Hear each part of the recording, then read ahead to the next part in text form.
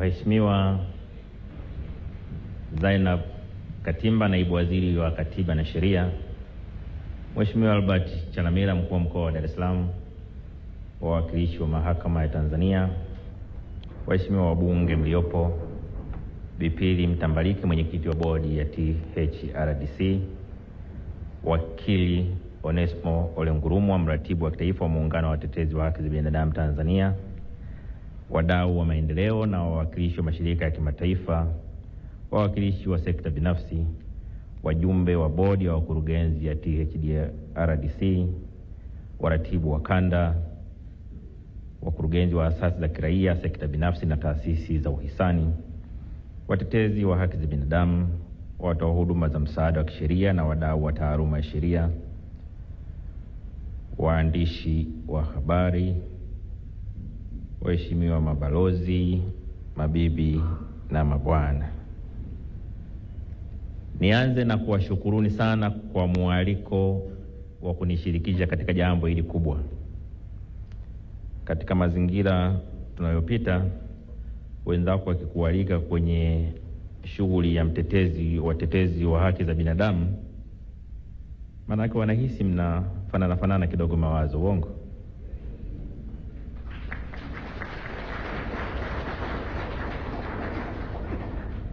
Kwa kweli nawashukuru sana kwa heshima kubwa ambayo mmenipa, na nitumie nafasi hii kuhakikishia kwamba serikali itaendelea kuwapa ushirikiano mara kwa mara kadri mtakavyohitaji kushirikiana na serikali.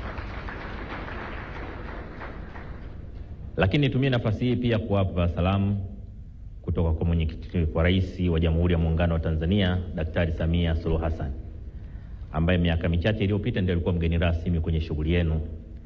Amenituma niwape salamu nyingi za upendo na mshikamano.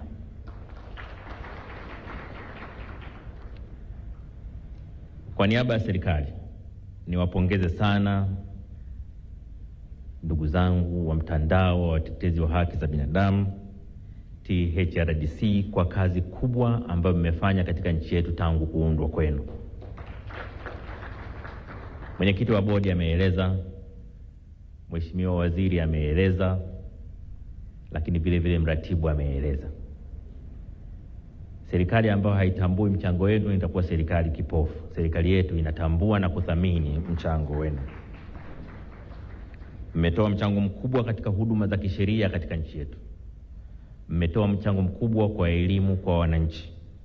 Lakini vile vile mmetoa mchango mkubwa katika kushirikisha wadau katika eneo la haki na maisha ya Watanzania. Nitumie nafasi hii vile vile kuwashukuru sana kwa kazi ambayo mmefanya katika kushirikiana na Samia Legal Aid. Takwimu zinaonyesha kwamba katika kipindi kifupi, nyinyi kwa kushirikiana Wizara ya Sheria na Katiba na wadau wengine, mmeweza kuwafikia Watanzania 4,100,057 na wote wamepata huduma za kisheria.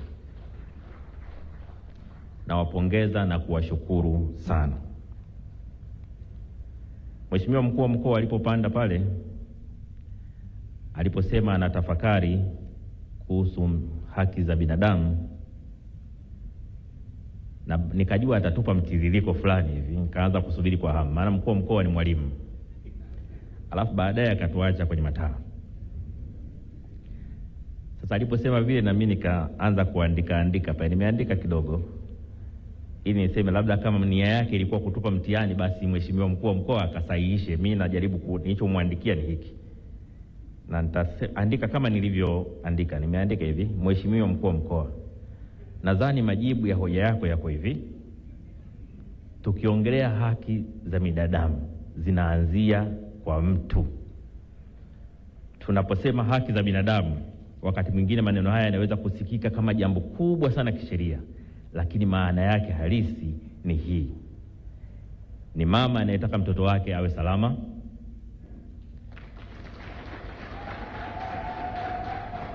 ni baba anayetaka kufanya kazi na kuilisha familia yake kwa heshima, ni kijana anayetaka kusikilizwa, ni mwananchi anayetaka kutoa maoni yake bila hofu, ni mtu anayetuhumiwa ambaye bado anastahili kutendewa kwa mujibu wa sheria, ni polisi anayekwenda kazini na kutamani kurudi salama kwa familia yake. Ni mwandishi wa habari anayetaka kufanya kazi yake. Na ni mwananchi ambaye hata kama hana cheo, hana fedha na hana mtu wa kumsemea, bado ana utu. Na kwa sababu ana utu, ana thamani. Hapo ndipo haki za binadamu zinapoanzia. Mheshimiwa Mkuu wa Mkoa, unaweza kusahihisha sasa. Maana haiwezekani Mkuu wa Mkoa atoe mtihani alafu tujidai hatujasikia. Sasa baada ya kujaribu huo mtihani wa Mkuu wa Mkoa, baadaye atanong'oneza amenipa marks ngapi. Lakini hapo ndio nilipoamini mimi kwenye haki za binadamu. Unaweza kuongeza vingine vingi, lakini vyote vinatiririka humo ambapo nimejaribu kuelezea kwa ufupi. Na niko hapa kwa niaba ya serikali, si kwa sababu serikali lazima ikubaliane kila kitu na watetezi wa haki za binadamu. Si kwa sababu Watanzania lazima wakubaliane kila kitu. Mkifika mahala ambapo sasa kila kitu mnawaza pamoja, mnatafakari pamoja, mnatenda pamoja, nyinyi mmeshakuwa roboti. Sio binadamu tena. Maana ubongo, kila mtu kapewa ubongo ambao uko peke yake, unajitegemea katika kufikiri na kutenda. Lakini tukitaka bongo zetu ziunganishwe kwa waya wa umeme ambao kila mmoja inakuwa kama mfumo ule wa kompyuta, unachokiona huku ndio unaona huku, unachokiona huku ndio unaona huko, then hilo sio taifa tena. Litakuwa sio taifa la binadamu, litakuwa taifa la mashine. Kwa niko hapa nikijua kwamba kuna mambo mnayoyatazama kwa upande wenu kama watetezi wa haki za binadamu ambao pengine serikali isiyatazame kwa staili hiyo. Lakini niko hapa kwa sababu tunasisitiza kwamba kama kuna tofauti lazima tuendelee kuzizungumza.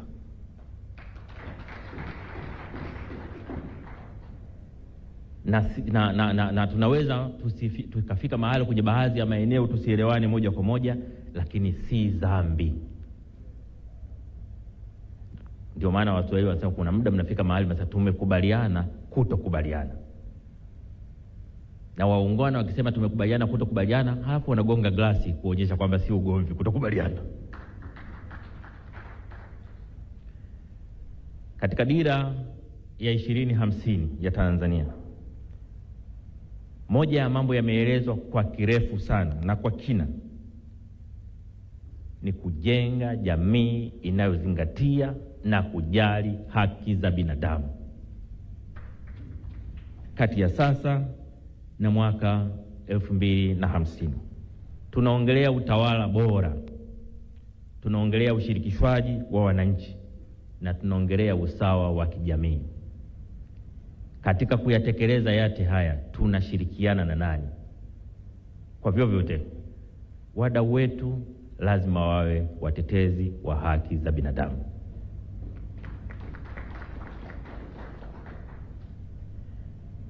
Asasi za kiraia zimetoa mchango mkubwa sana. Hizi asasi ambazo leo mnaziwakilisha hapa, sisi kama serikali hatuwezi kupuuza mchango ambao mmetoa.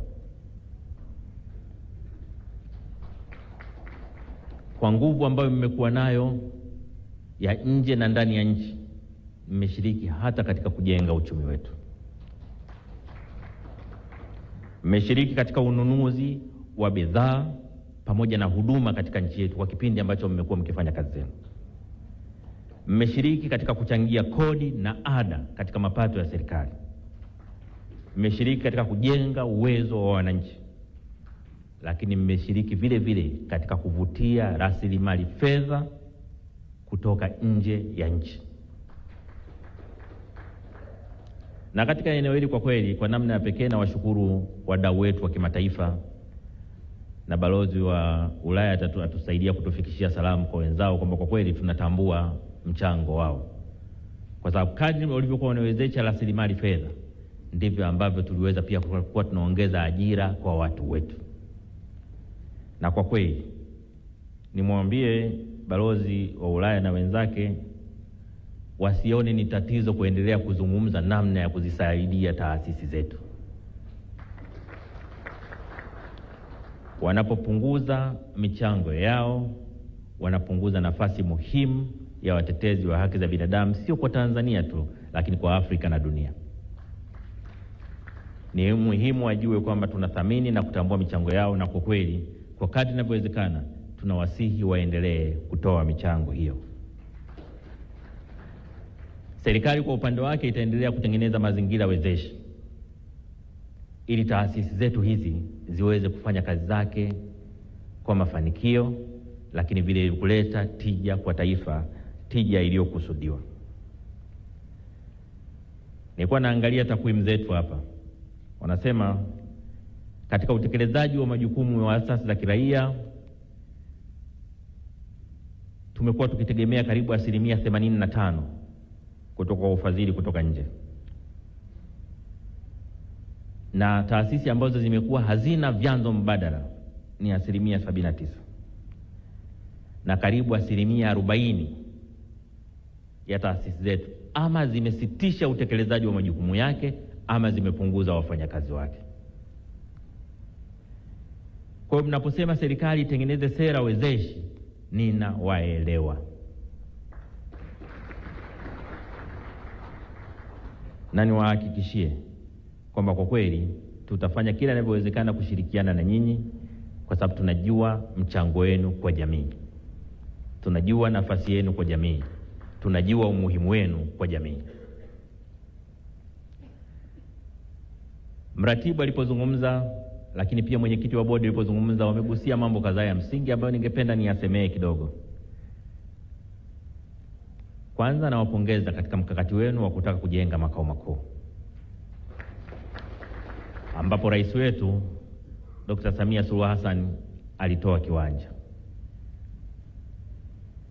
Nataka niwahakikishie kwamba tutatafuta namna ya kushirikiana nanyi.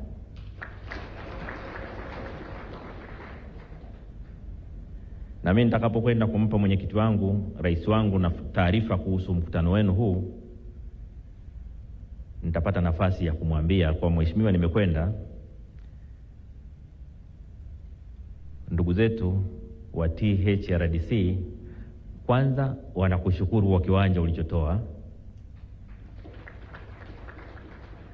Pili, wamepambana sana, wamefika mpaka milioni 300. Na tatu, wanakusikilizia mheshimiwa rais utasema nini hapo.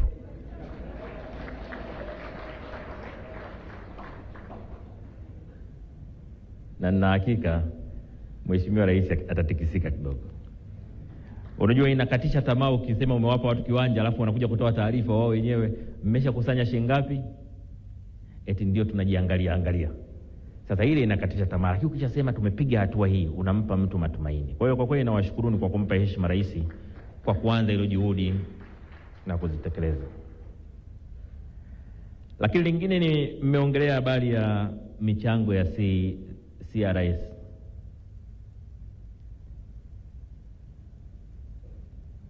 Hizi taasisi zetu, hizi mashirika na makampuni yanayofanya kazi, michango yake katika maendeleo ya jamii.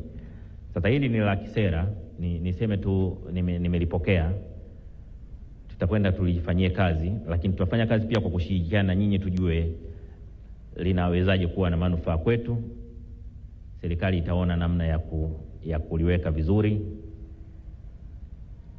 ili kilichokusudiwa katika mfumo huu wa kuchangia maendeleo ya jamii kupitia makampuni na mataasisi kiweze kuwafikia wananchi kwa kadri inavyowezekana, lakini pia kwa mafanikio katika nchi yetu.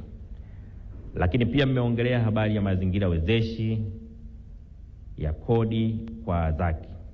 Sasa mnakumbuka mheshimiwa rais aliunda tume ya kodi ambayo ilimpa taarifa mwezi wa 3 mwaka huu, ambayo ilikuwa inaongea namna bora ya kuboresha mifumo yetu ya kodi katika nchi yetu. Ilifanya tathmini kubwa na kutoa mapendekezo 284. Sasa serikali imeweka mchakato wa kuyasimamia kwa muda mfupi, muda wa kati na muda mrefu.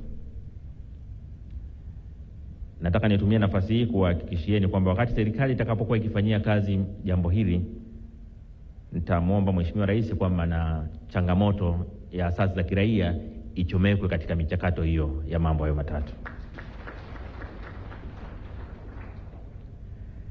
Lakini pia mmeongelea umuhimu wa sera ya ulinzi wa watetezi wa haki za binadamu. Na mmesema vizuri kwamba sehemu nyingine duniani zina utaratibu wa kutambua, iko mikataba ya kimataifa ina utaratibu wa kuwatambua watetezi wa haki za binadamu. Mmeeleza ambavyo watetezi wa haki za binadamu wanaishi kwa hofu katika kutekeleza majukumu yao. Nataka nitumie nafasi hii kuhakikishieni kwa mara kwanza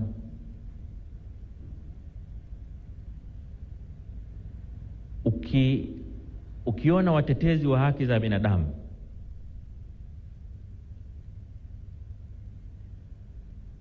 wanajenga hoja ya usalama wao kwanza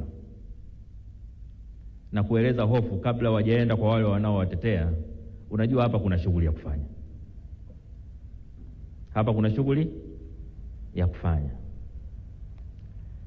Nataka niwahakikishieni kwamba ni jukumu la serikali kusimamia usalama wa maisha ya raia. Huu ni wajibu wa kisheria na kikatiba. Katiba yetu, jukumu la kwanza la msingi la serikali ni usalama wa maisha ya watu na mali zao. Kwa hiyo tutakuwa serikali ya ajabu sana ambayo inashindwa kuridhia mkataba unaowalinda raia zake. Kwa hiyo nitumie nafasi hii kuhakikishieni kwamba hili tunalichukua kwa uzito unaostahili. Na kwa kweli wakati tukiongelea utaratibu huu kuweka kwenye katiba, kwenye sheria, kwenye nini, lakini wakati tukiendelea kwa sheria tulizo nazo na vitaka vyombo vyetu vya ulinzi na usalama, sio tu kusimamia usalama wa watetezi wa haki za binadamu, lakini kuendelea kusimamia usalama wa Watanzania.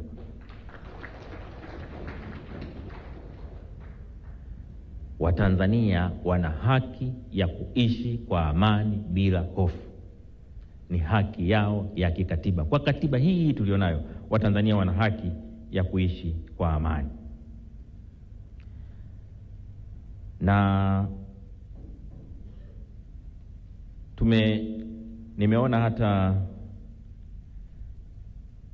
katika mambo mlioyaeleza kwa kirefu pale ni pamoja na maridhiano pamoja na katiba mpya. Lakini mbona niliambiwa katiba mpya nyinyi hamtaki? Hebu wasiotaka katiba mpya wainue mikono. Kumbe mnataka wote.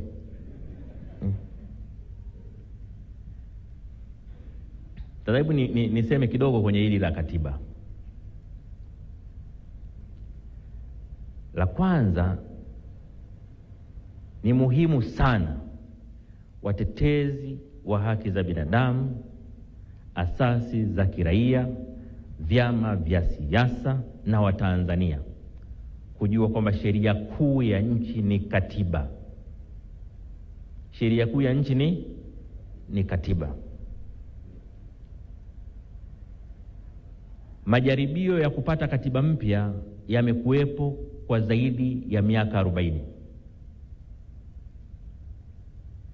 Lakini vuguvugu la kuitafuta katiba mpya limedumu likiwa kubwa tangu mwaka 92 baada ya kuanzishwa vyama vingi. Kwenye serikali ya awamu ya 4 ulianza mjadala wa katiba. Tukaweka na bunge la katiba, tulipiga hatua kidogo, alafu tukaenda tukakwama mahali. Tunaweza tukawa na mambo 40 ya kupigania, lakini katika mkakati wowote lazima uchague jambo kubwa ni lipi.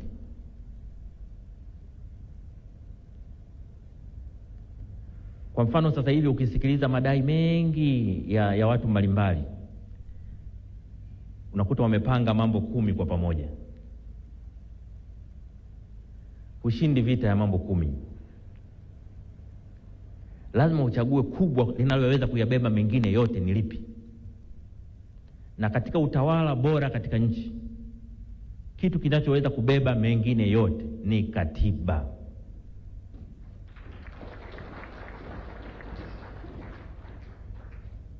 Maana hakuna sheria inayotengua katiba. Hakuna sheria inaweza kutungwa ikikinzana na katiba. Lakini kilichokuwa kwenye katiba kinaweza kubatilisha sheria nyingine yoyote iliyopo.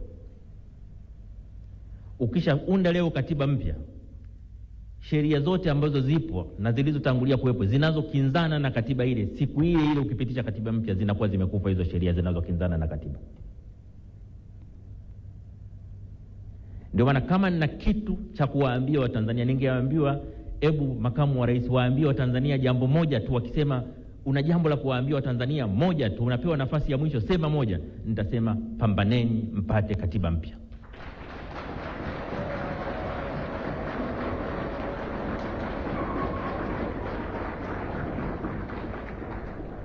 Pambaneni mpate katiba ambayo ina makubaliano ya wadau wote. Katiba yenye mwafaka katika taifa. Katiba itakayotupeleka mbele miaka 50 inayokuja.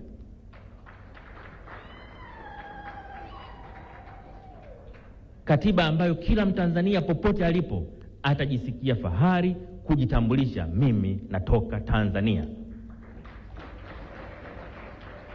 Yenye katiba inayojali maisha ya mtu, lakini pia katiba inayoheshimu haki za raia wake. Katiba inayotupeleka kwenye maendeleo. Si maendeleo ya mali tuna uchumi, lakini maendeleo ya heshima na utu wa binadamu anayeishi katika Tanzania.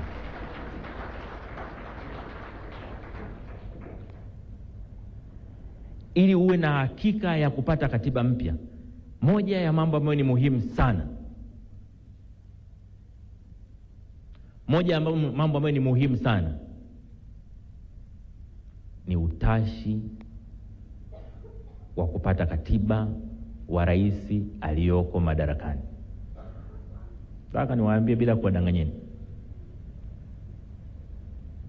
kwa mujibu wa katiba yetu, rais anapokaa kwenye kikao cha baraza la mawaziri, baraza la mawaziri haliamui, linashauri. Mawaziri wanapokaa na rais wanamshauri rais, rais ndiye anaamua. Kwa hata ajenda za baraza la mawaziri anayeamua ziingie zitoke ni rais. Akisema hii haitaingia miaka 100, haitaingia. Ndio maana mimi nilipokuwa katibu mkuu wa chama, wakati nasimamia uandishi wa draft ya ilani ya uchaguzi ya CCM, kamati ya ilani ya CCM tuliwapa kazi ya kutafuta maoni nchi nzima kujua watu wanataka nini. Na katika maoni walisema Watanzania wanatamani katiba mpya. Wakaja kuniambia Watanzania wanataka katiba mpya.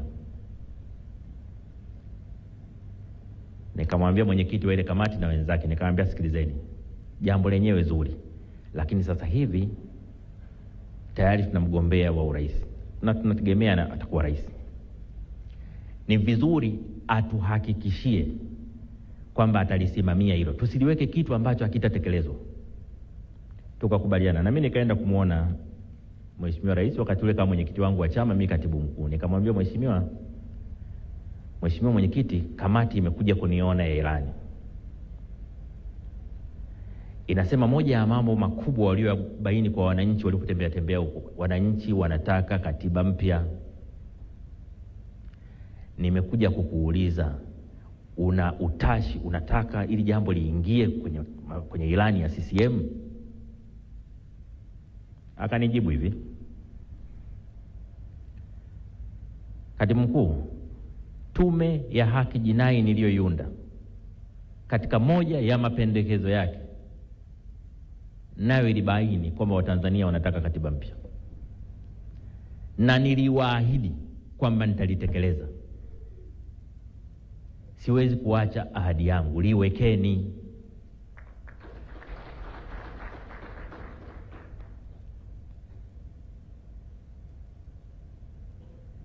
Sasa nasema hivi,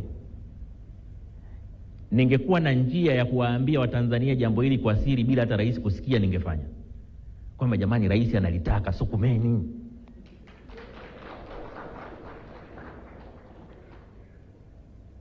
Lakini mazingira ya ruhusu, inabidi tuniseme kwenye jukwaa.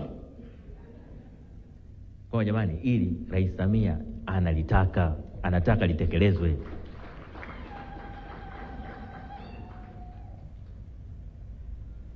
Ni vizuri tukatumia fursa hii ambaye rais analitaka likatekelezwa.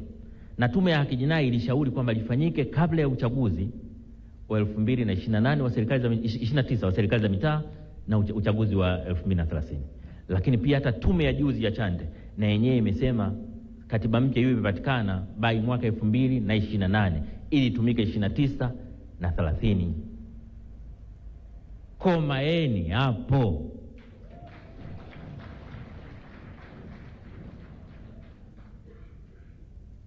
Tusisubiri aje rais ambaye hataki katiba mpya. Katiba iliyoko sasa rais binafsi ataitaka tu kwa sababu inampa nguvu zisizo na maana.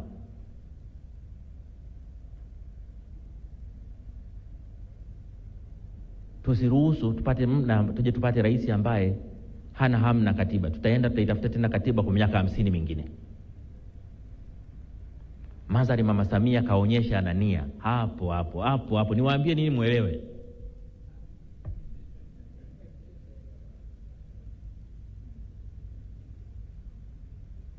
Lakini hata yale mapendekezo ya Tume ya Haki Jinai yako zaidi ya 350 ambayo ameagiza yatekelezwe. Nataka niwaambieni, yapitieni ya mapendekezo. Kama yakitekelezwa, nchi yetu haitabaki ilivyo sasa hivi. Kuna mambo ya ovyo mengi yanafanyika hapa. Rais kasema tusolve haya mambo, tuyaondoe. Viko vitu vingi vile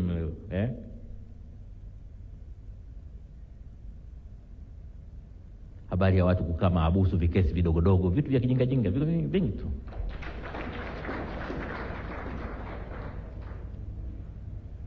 Habari ya watu kukosa dhamana kwenye vikosa vya kijinga viko vingi tu. Habari ya watu wakati mwingine mtu ana hamu, maana unajua kuna wakati unakuwa na watu wana roho mbaya. Unakuta mtu mmoja amekaa na roho mbaya pale, ana hamu tu mwenzake alale mahabusu. Sasa kwa kuwa ana hamu alale mahabusu, anajua Jumamosi na Jumapili hakuna anayepata dhamana, anakupeleka kituoni saa 9 kasoro hivi siku ya Ijumaa ili tu awe na uhakika utalala siku 2. Sasa tunao watu wa hivyo kwenye nchi. Lakini kule kwenye mapendekezo yale yanasema vitu gani vitafanya mtu akae mahabusu, kesi gani zitafanya mtu akae mahabusu. Uwezi tu kuamka asubuhi unambandika mwenzako kesi alafu hiyo. Sasa mambo haya ndio nasema ile tu tukisema anachohitaji rais kujua ni kwamba watetezi wa haki za binadamu wanaunga mkono maelekezo yake ya mapendekezo ya Tume ya Haki Jinai yatekelezwe. Tukifika hapo tutakuwa na nchi nzuri sana. Tutakuwa na nchi bora kuliko wakati mwingine wote ambao mnafikiria. Kwa hiyo naomba mtoke hapa mkijua kwamba fursa tumeipata ya kupata katiba mpya kabla ya 2030. Kupata katiba mpya kabla ambayo itatumika katika uchaguzi wa 29 na 30. Narudia kutumia maneno magumu, tukomae hapo.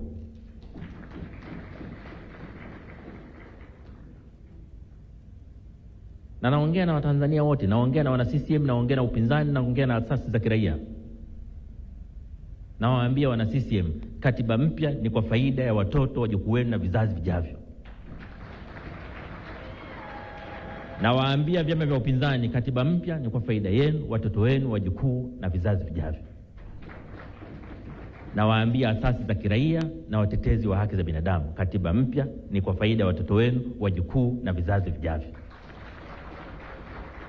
Katiba mpya ni kwa faida ya nchi yetu. Tupigane wote kupata katiba mpya.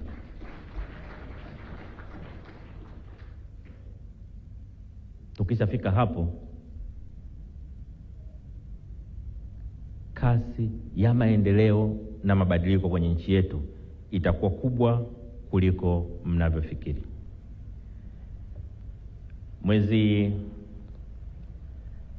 Mwezi Mei, wakati rais anaapisha majaji,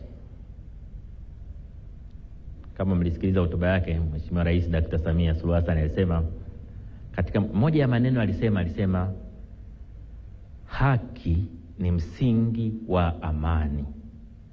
Haki ni msingi wa amani. Na mimi alipomaliza pale, wakati tulipoongea baadaye, nikamwambia Mheshimiwa Rais, kama kuna kitu na kushukuru ni wewe kusema hili, haki ni msingi wa amani, kulisema hadharani, ili viongozi wote tulio chini yako tulihubiri hili kwamba haki ni msingi wa amani. Ukishaanza kuogopa kutamka haki ni msingi wa amani, unaanza na kuona haya kutekeleza haki. Maneno yanazaa matendo. Kwa hiyo tunapoanza kulitamka, maana yake kwamba sasa tunajielekeza katika kulitekeleza. Hakuna mashindano ya nani anaanza.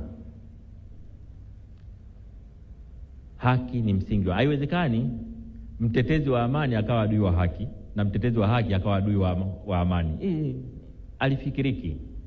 Ni jambo ambalo ni muhimu tujiepushe nalo. Mimi natamani tuwe na Tanzania ambayo kila Mtanzania anajisikia fahari ya utanzania wake. Kila Mtanzania anajisikia amani ndani ya nchi yake. Kila Mtanzania anajisikia yuko salama ndani ya nchi yake. Kila Mtanzania ana hamu ya kuchangia katika maendeleo ya nchi yake. Hiyo ndio nchi naitamani. Natamani nchi ambayo tunatofautiana katika itikadi, tunatofautiana mambo ya vyama vya siasa, tunatofautiana mambo ya dini na makabila, lakini tunatambuana kwa utanzania wetu. Hii ndio nchi ninayoitamani. Natamani nikikutana na mwanaharakati yoyote yule, nimtambue kwa uwezo wake wa kufikiri na kushawishi. Maana kuna wakati namwangalia kwa mfano Maria Sarungi. Maria Sarungi, wakati sisi tunasoma shule ya msingi, nilikuwa nasoma shule ya msingi Oysterbay pale. Tulikuwa tunasali wote kanisa la Oysterbay. Sasa sisi St. Peter pale. Sasa sisi tulikuwa tunapenda kwenda misa ya Kiingereza. Yeye sijui Kiingereza alijifunza wapi, lakini tulikuwa tunapenda misa ya Kiingereza kwa sababu yeye anaenda kusoma somo vizuri pale. Kwa mimi nikikutana na Maria, ninachokumbuka haraka ni akisoma somo kanisani.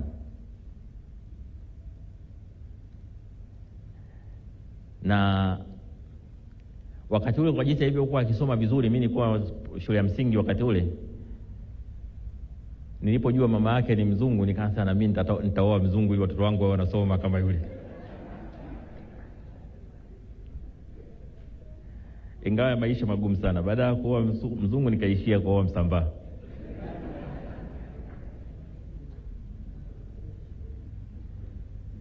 Lakini nachotaka kusema ni kwamba natamani nikiwa mimi mtu ananiona pale nimekaa na Maria Sarungi, aseme wanaongea mambo ya nchi yao. Wanaongea mambo na wako na amani. Hamna uhasama, hakuna uadui. Hiyo ndio aina ya taifa ambalo natamani tulijenge.